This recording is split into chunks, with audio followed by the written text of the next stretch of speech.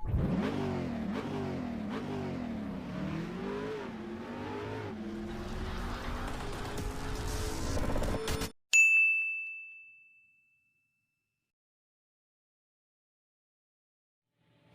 day mga ka-technician.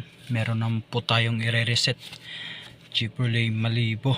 Kaka-change oil lang po ito, so kailangan natin i-reset kasi remaining oil life niya nasa 70%. Sa pagre-reset nga po pala, dito tayo pupunta sa menu niya. So check lang natin to, press natin yung check.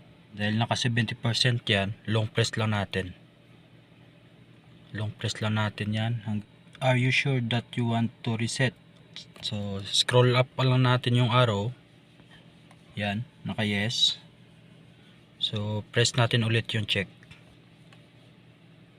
Yun, 100% na.